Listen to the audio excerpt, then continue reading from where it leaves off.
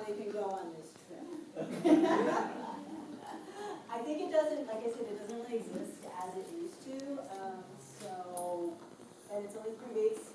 So it's up to you guys if you want to try to apply. I think they take applications at the beginning of every year. But also, it's also really small now. Like there's like 100 people and it's staggered. So it's like they have 3-week ones going like the whole summer. There's like 5 of them or something. And for some reason when I went in 2016, the people I follow around in 2016, there weren't any Americans on that trip. They have followed them to some other trip. But I think the Americans were just like a little too enthusiastic. So, but they were Canadians. So. Questions? Your question? Yes? How has social media changed the connection or your role and how the folks Sure, how does social media change it? Well, you know, one of the ways that I found a lot of these people was on Facebook, or just like people would give me their email lists and I would do this huge outreach. So, but some of the people just randomly saw my posts on Facebook about like either going to do the research or raising money. That guy Matthew Pine, the one who was very unhappy about the trip, he just saw some post and he said, I'm going on a trip this summer. I said, oh, I need to talk to you. And there were a couple other people like that. I think, I want to say too, the couple that got married, Evan and Megan, I think they also found me on Facebook. I don't even know. I think they might have written to me and said, you know, we met on the trip and we were going to get married. So I was like, oh, okay, well, yeah, so that was kind of cool.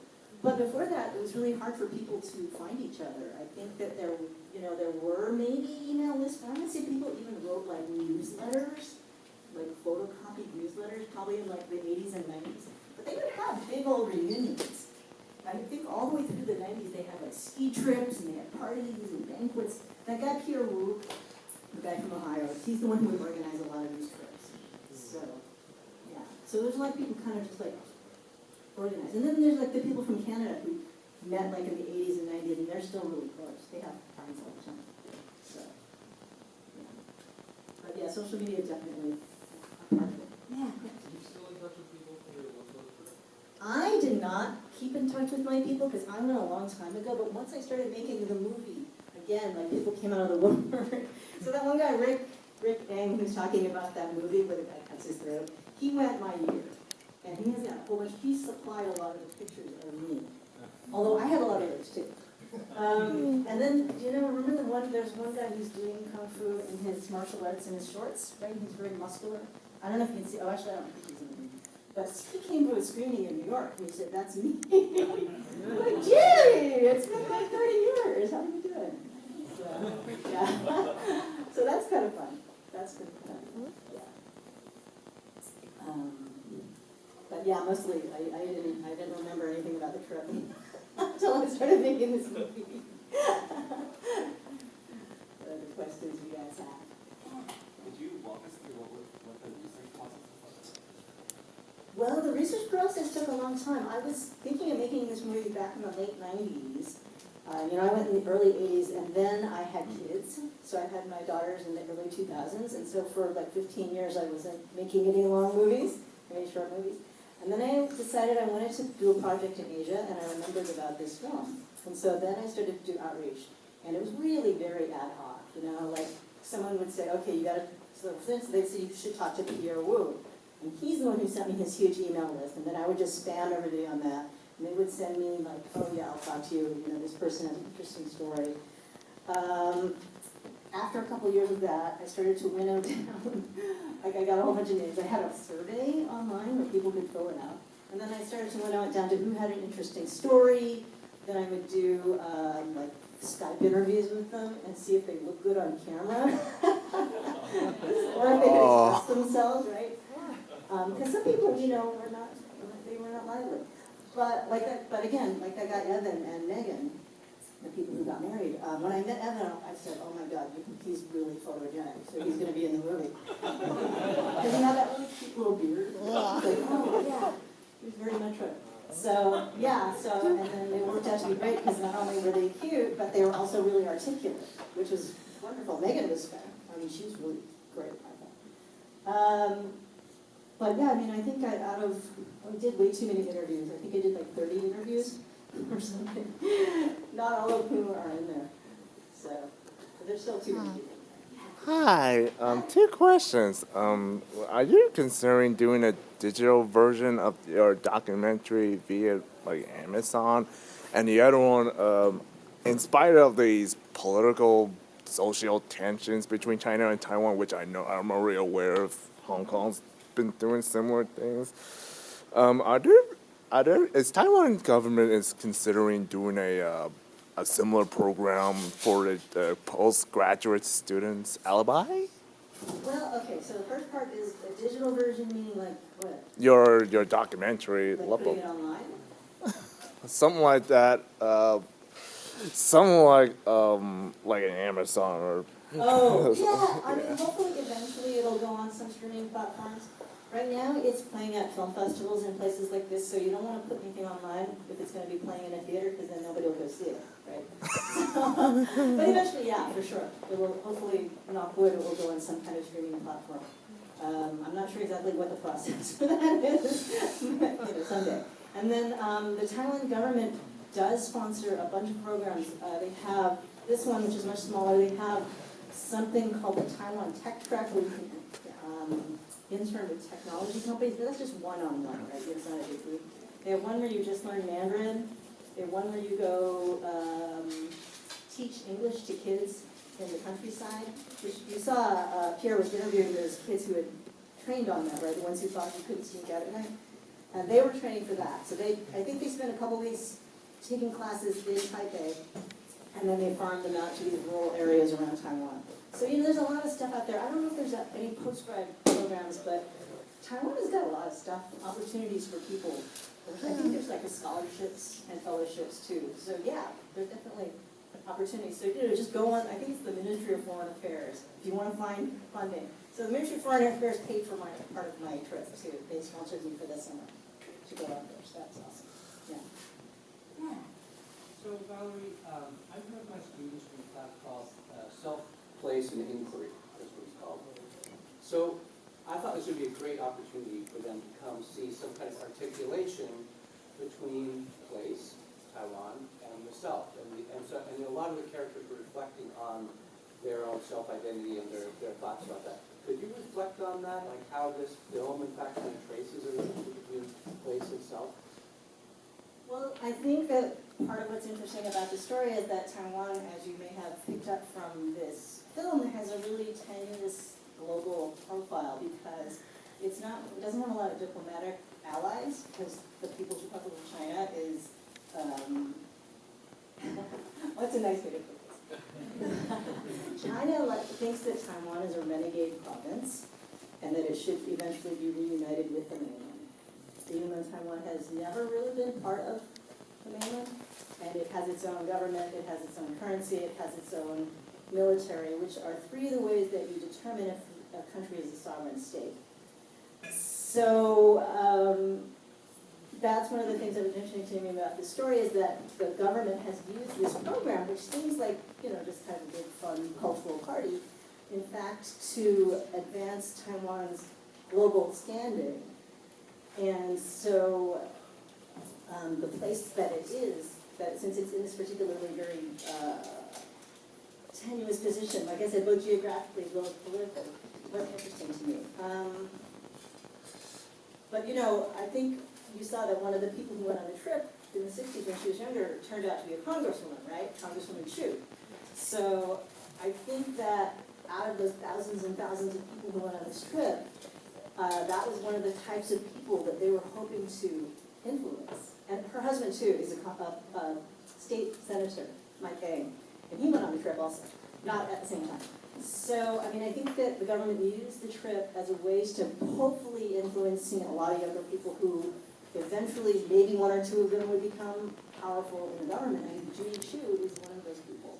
She is on the Taiwan caucus in the Congress. So she's got some pull. So yeah, I think that it was kind of cool how that they predicted the future by picking these kids, these random kids, and out of the, like I said, out of the thousands, maybe some of them did have a lot of influence. So, but where's the boba? else has got a question?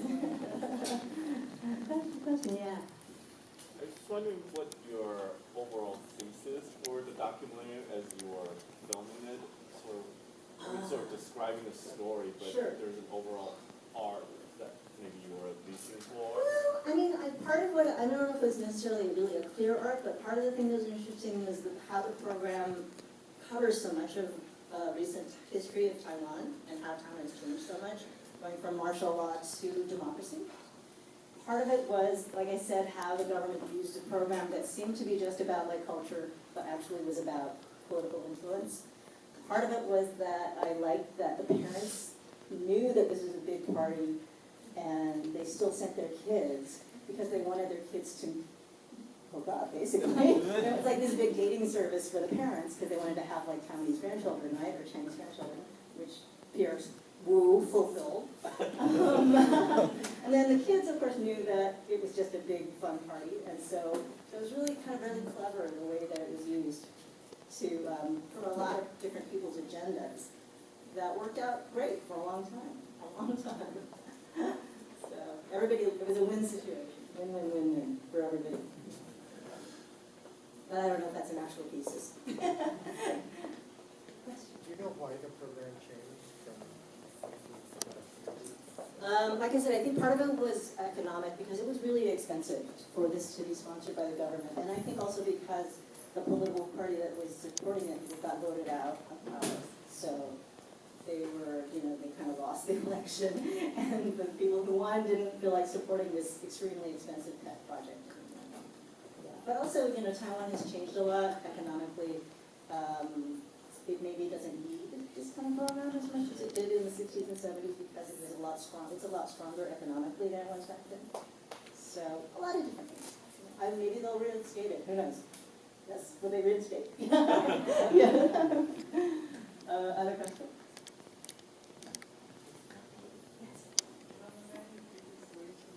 Never.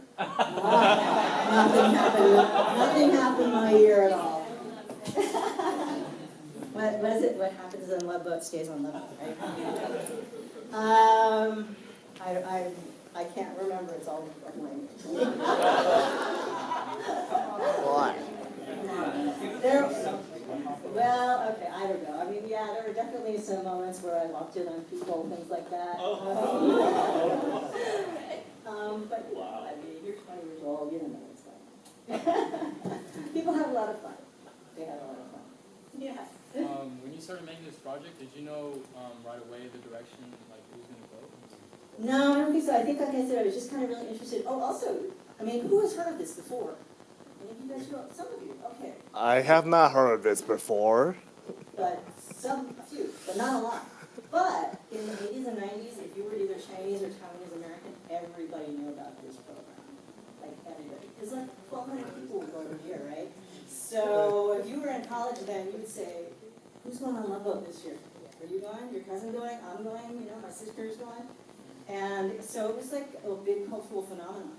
So it was interesting to me because within the Chinese and Taiwanese communities, that was like a big thing. But outside of it, people didn't know about it so much. So that's one of the reasons why I wanted to make this movie, because it was kind of like this thing that had happened that was so impactful for a lot of people, but at the same time, it was a very narrow group of people, right? And not a lot of people outside of that particular group of community knew about it. So that was what was interesting. It's like you either knew about it or you didn't, you know what I mean? Yeah. So, what time do we have? Oh, sure. Sorry, follow up. Was it difficult talking or getting in contact with Congresswoman Judy Chu, and like how did you approach her? No, you know what? She was really helpful. Again, Rick Pang, the guy who was telling the story about the movie, he is active in Chinatown in LA still, and so he kept saying, you gotta interview Judy Chu, I know how to hook you up with her. So it was really just a matter of getting in touch with her and getting into her schedule, because she is super busy. So she allotted us 30 minutes one day, and we went in there, we set up for a little bit, and she came out and did her interview in 30 minutes, and she said everything she needed to say super succinctly and really articulately, and then she left. It's like, I'm going to a nice meeting. But then after that, I said, well, can you send me some of the pictures you did? And she would send me stuff. She sent me all those pictures of her in like elementary school, so she was really into it. So I'm going to show the movie in Southern California later, when is it? couple weeks, and she's gonna be there. She hasn't seen it yet. So, and she fit it into her schedule, so I'm kind of excited about that. And she's gonna do the Q&A. So, I mean, I think, yeah, she was really, once she got hooked up, she was really, really nice and helpful. Yeah. Because people are really enthusiastic. There were some people who didn't want to be interviewed, though, for various reasons.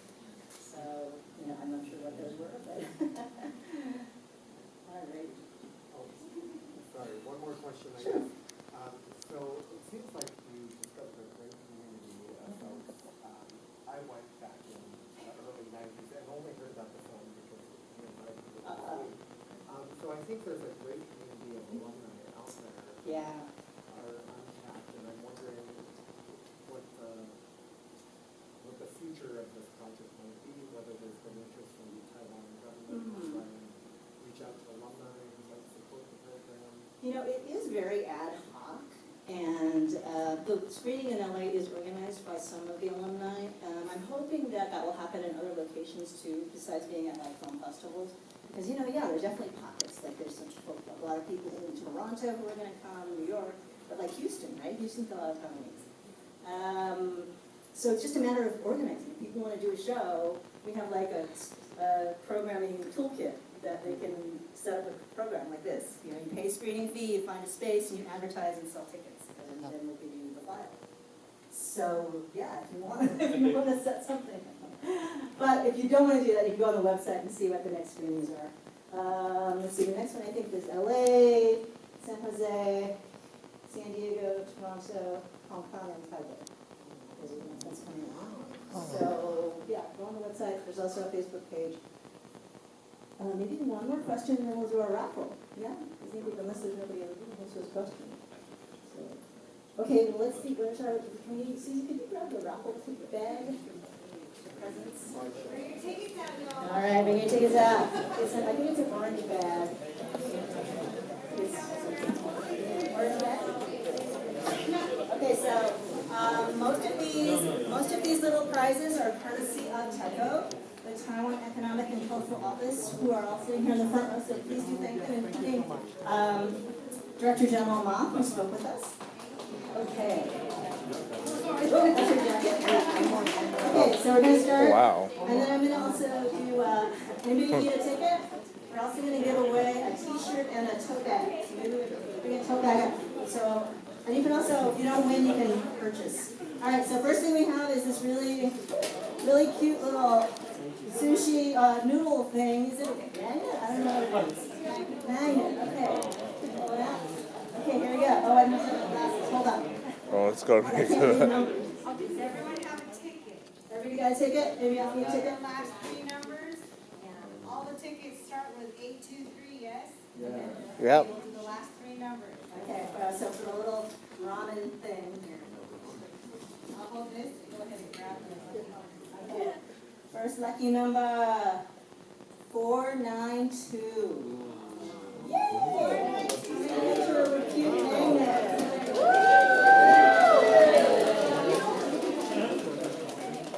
Okay, we have another really cute magnet. This looks like some steamed. What is that? What is it? A glutinous rice cake. Glutinous rice cake. Oh, I've eaten this. Oh, this is really good. Glutinous rice. Okay. The winner is 491.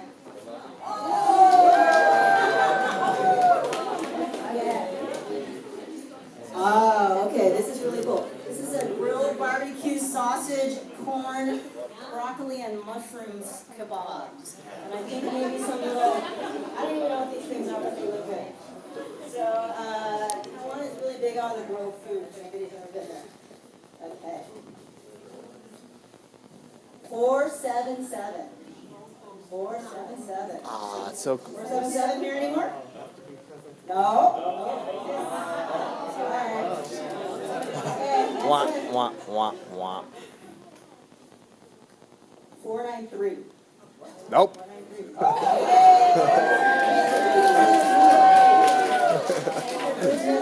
This is so fun. This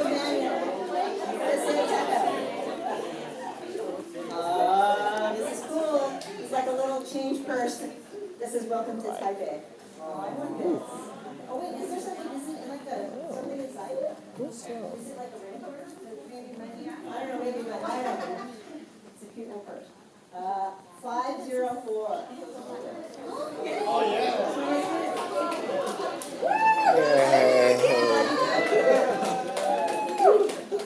Okay. Oh, here's another one. Okay, this is like, I want to say it's like dumplings, right? Rice dumplings? Jong?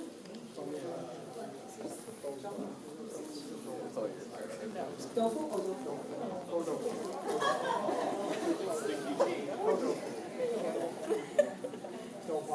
It's okay, we'll figure it out. It's another food item. Oh, maybe it's pork. I don't know what it is, but it's very cute. Okay. It's very kawaii. Okay. 511. Nope. 511. Wow, we got a lot of prizes in here. Okay, another cute little bag. This one says, Yeju Geo Park. Oh, that's the little rock that the guy was kissing on. I'm not sure where that is. 487.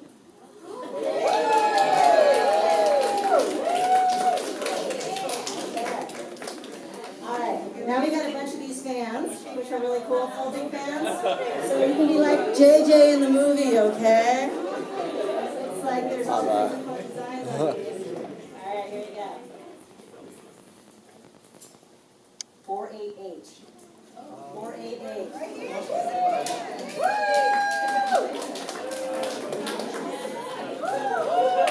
I got 2 more fans. Oh, this is one.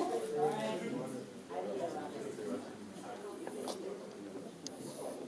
471.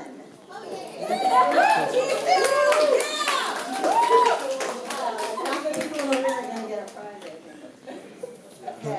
Oh, this one's really nice. This has food on it.